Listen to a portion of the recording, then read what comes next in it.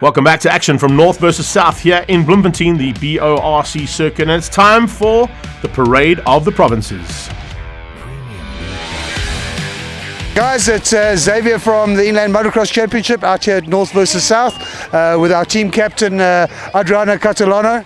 What's good? What's happening? It's a fantastic day out here. The Bloemfontein Off-Road Club have put together a beautiful track. Our team is all behind us, as you can see. Adriano, show us your team. So the Gauteng guys are all ready. Yeah, you see, they're going to give us some credit for that. But guys, remember, if you're a motocross rider, you want to race motocross, join the Inland Motocross Championship. Come out and you can have days like this. It's great. And Adriano, what can you tell us? Oh no, out here, Bloemfontein's representing. The track's always sweet. The guys do a great job out here. Gauteng is amped as usual. And yo, out here, the great day riding motocross. And I mean, it's like a little Motocross of Nations vibe, you know. Everyone's coming together and having a big jol. So we're out here racing boat parks, bro. It is what it is. Lekker. Thank you to our team our senior team captain, and our actual team captain is over there, Saran. She is Auntie Saran. She's the actual team captain. What can you tell us, Saran? How's the day been? Freaking amazing! I think we're doing amazing. And look at your team, fantastic team. They're beautiful. Look at all these kids. Cool. Okay, good luck, guys, for the rest of the day, and well done. Gauteng, make some noise!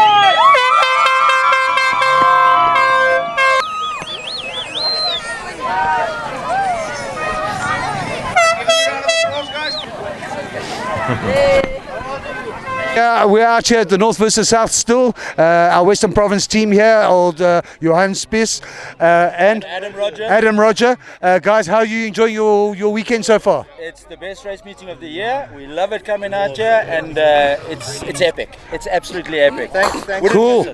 Thanks for you guys for having us, and we have an awesome weekend. And thanks for all the support, and we'll definitely be back next year. And the nice thing is that this track is nearly as good as Zone 7. Nearly. Well, hopefully we can get us some inland racing down at Zone 7 soon. We are negotiating some deals, so let's get that sorted. But guys, good luck for the second heat, and thank you very much for all your support. Have a great day. Thanks very much. Exactly what we're going to do. Maybe? Okay, guys, get. Okay, yeah, we're out here at the North versus South still. We're interviewing all the different teams. Tyson and Engelbrecht, how's it been going today? Oh, what a magnificent day. Great start to the day. Awesome weather. Glad to see so many racers and spectators and families joining us today. Bit of a different vibe than a normal national race, but not necessarily a bad thing, if not a better thing. So I'm really glad, that everyone is having a good time. I hope everyone is safe today. And we just want to say a farewell to two members that we've lost this year, Sean Blau and Richard Moorman. Staunch members of BORC, you will be missed. Thank you very much, Tyson.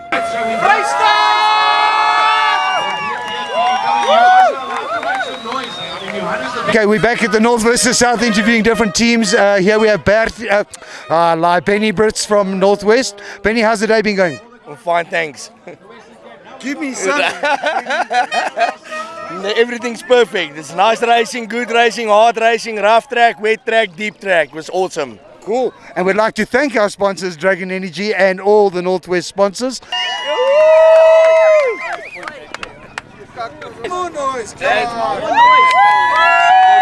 Okay, guys, how have you been enjoying your weekend so far? No, it's incredible. We love this race. We love coming all the way from the Eastern Cape to come support here. BORC does an incredible job with the track. Can't be happier. And you guys as juniors? The track's always good, well prepped. It's always a lack of track just coming around. Awesome, mates. And anything you can say? No, not much on what they've said. The track's always great. It's always a fun day. I think the camaraderie amongst the teams is brilliant. It's lekker. Yeah, that's great. 100%. And yeah, thanks to all of your guys' sponsors. Otherwise, we wouldn't be here. But we want to hear a noise. Yeah, we KZN. We got the top riders here. Smallest class, but the smallest bunch of oaks. But yeah, we're killing it. KZN! KZN! KZN! KZN! Well, let's see how those battles transpire here today between the categories and between, of course, all of the provinces involved in those categories. Moving into the MX3 Grand Masters now. And heading down towards turn 1, expect a big fight there. Gary Killian in the mix. David DeVitt, look out for Theo Holgreen and Warwick Van Schalkwyk. Van Schalkwyk on the Kawasaki. He might be the man to beat today. Quinton Foster's had a good season so far. He'll be looking to try and turn that season around here today at BORC. See if he can make his way to the front end of this little fight for the Grandmasters.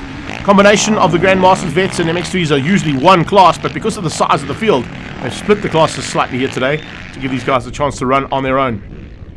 Speaking of running on his own, Warwick Van Schalkwyk is just disappearing at the front end and putting a clean pair of wheels in here to everybody else. There's not really anybody who's got an answer to him. Steve Baker is there, but he hasn't got the same kind of pace as we're seeing here from Van Schalkwyk. He's pulling away slightly there. 74 starting to get in the mix there is Baker. On his tail is the 7 bike of Gary Killian with that gold helmet. Downhill Masters champion and of course a motocross stalwart when it comes to the sport in South Africa.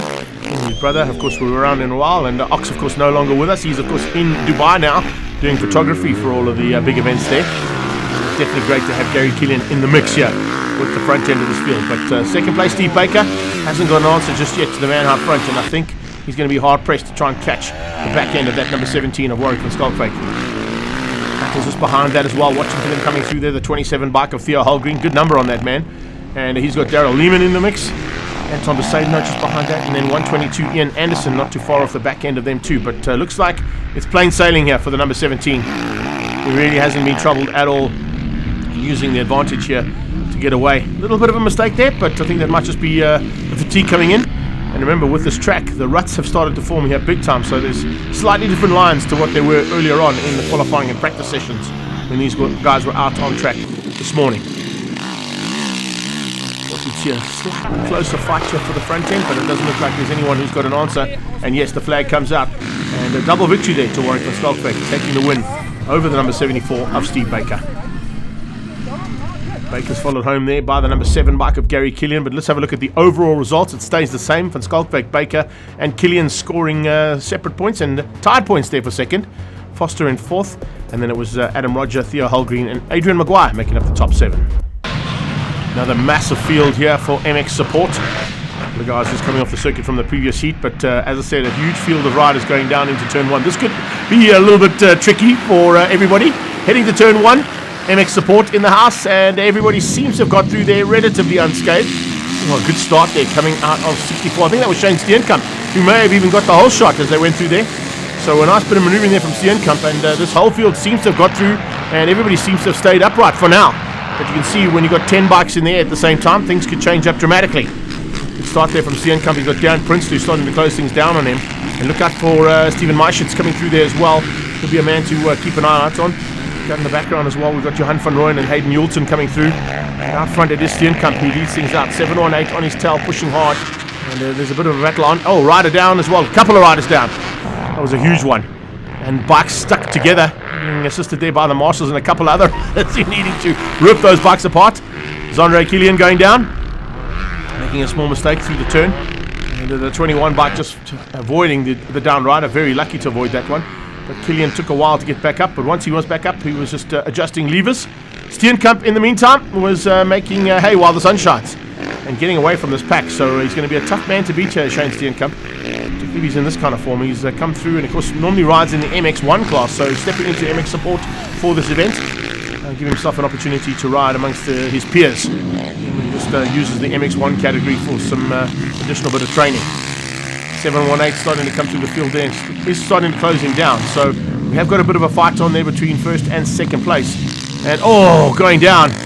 Big mistake there. That's not what you want to be doing. So 718 making a mistake there and goes down. You can see a couple of riders now starting to get into their rhythm, and with that rhythm the speed's starting to come through, so the lap times are ticking off.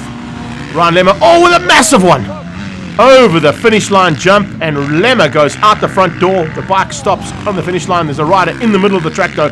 Lemmer's going to be in some big trouble there. They're going to have to warn the riders that there is a rider down. They can see yellow flags, which means you cannot jump the finish line jump. You have to ride over it. And fortunately, our medical team on hand instantaneously. James Lottering and Jaco Stratum coming together. They're trying to avoid the rider and crashed out in sympathy for him. It looks like they might be stuck there. Jaco Stratum stuck in the bike and got his foot stuck between the two bikes as they went down. They were basically caught watching the downed rider. Didn't see what was happening alongside. Right, it's on at the front end. As I said, slowly but surely making his way to the front, and you can see there's a bit of a fight on here between Steenkamp, who's looking to try and hang on for the win. Shane Steenkamp's been looking for a win for a long time, and he really has pushed it to the limit to see if he can find that win. He's got Stefan Maischitz coming through there as well. The 13 bikes starting to come into the mix too. Great to see some battles starting to rage all the way through there. Devin Collard, of course, has had a great season and is now looking to possibly get a little bit higher up here in the overall standings for the support class. Everywhere you look on track at the moment, there's a motorcycle. That's how big this field is. As the last lap board comes out, they're still attending to the down rider, Ryan Lemmer, going to be escorted probably off into the medical centre just for a double check. Steenkamp looking like an opportunity could be his here for the win, and it is! Just gets across the line. Shane Steenkamp wins out. And that is a great effort there from Steenkamp. It's a man who spends a lot of time on his motocross bike and on his motard. He eventually finished up in second place overall behind Stefan, and it's Johan van Rooyen, Hayden Julsen, Paul Janssen van Vieren, Sean Strickenheider, and Zadrian Grace making up the top 7. Moving into the MX3's vets and masters now, slightly younger of the elderly statesmen. But needless to say, a couple of ex-South African champions in this mix and a couple of top contenders from all of their various provinces going to be fighting hard here for this one. Slightly smaller field than what we saw from support, but needless to say, some very hot action expected at the front end. Looks like Wheeler might have got the whole shot. He has. Wheeler hits the front and he's followed closely there by his brother. So Dean and Brandon into the mix right from the word go as they come out of the turn 1. The spear hole shot going to Dean Wheeler, and he's going to try and get away from this field. He's already opened up about 6 bike lengths on the rest of the pack. 6 riders fighting for that second spot at this point. So watch out for that little fight. Tyson Engelbrecht will be looking to represent the Free State here. Remember, he is the team captain, and he's going to look to try and get to the front end here of this battle, but he's going to be hard-pressed to catch Dean Wheeler if he's in this kind of form. Jonathan Webster coming through there as well. I also saw Levi Doherty, Tyron Cameron in there too on the 1-2-3. Good to see him there from KwaZulu-Natal. And then you've got Ruvaldo Smith and, of course, Brian Carstens. But at the front end, Justin Boniface starting to come through too. So watch out for the progress there of him. Sheldon Watkins in that mid-pack. Hey, there's a lot of riders here that could potentially spoil the day for each other, but no one's going to spoil the day here for Dean Wheeler. Look at the gap he's pulled already. Wheeler just concentrating on getting the laps and ticking them off one by one. 73 coming through there as well. Sharon Moore, great to have him involved in this one. And Charan, of course, is a man who has spent lots of time on a dirt bike, not only in motocross, but of course in enduros and in the bigger and more extreme international enduro competitions as well. You can see them all starting to get into that mix for second, third, and fourth place now. Second, third, and fourth certainly up for grabs, but this man is just on form like you've never seen. And it's not going to be anybody here today that can catch Dean Wheeler. He's shown a clean pair of wheels to everybody else out there, including his brother.